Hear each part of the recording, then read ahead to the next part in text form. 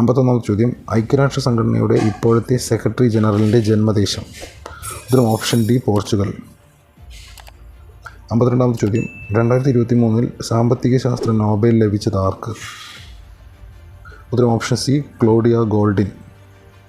54-ാമത്തെ ചോദ്യം മങ്ങിയ പ്രകാശത്തിൽ കാണാൻ കഴിയില്ല. ഈ ലക്ഷണം കാണിക്കുന്ന അപര്യാപ്തത രോഗം ഏത് വിറ്റാമിനുമായി ബന്ധപ്പെട്ടിരിക്കുന്നു? ഉത്തരം ഓപ്ഷൻ എ വിറ്റാമിൻ എ.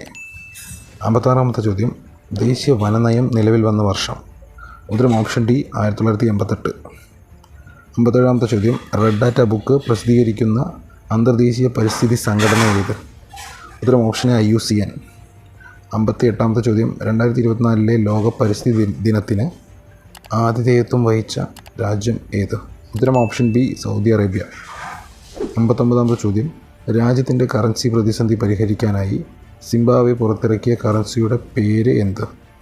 ഉത്തരം ഓപ്ഷൻ സി സിഗ്. 60-ാമത്തെ ചോദ്യം നിത്യജീവിതത്തിൽ ഒഴിച്ചുകൂടാനാകാത്ത ഭക്ഷ്യവസ്തു ആണല്ലോ കറിയുപ്പ്. താഴെ കൊടുക്കുന്നവയിൽ നിന്ന് കറിയുപ്പിൻ്റെ രാസനാമം തിരഞ്ഞെടുക്കുക. ഉത്തരം ഓപ്ഷൻ ബി സോഡിയം ക്ലോറൈഡ്. 61-ാമത്തെ ചോദ്യം പദാർത്ഥങ്ങളിൽ അടങ്ങിയിരിക്കുന്ന ഊർജ്ജ രൂപമാണ്.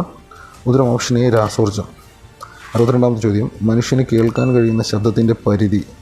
ഉത്തരം ഓപ്ഷൻ സി 20 ഹെർട്സിനും 20,000 ഹെർട്സിനും ഇടയിൽ.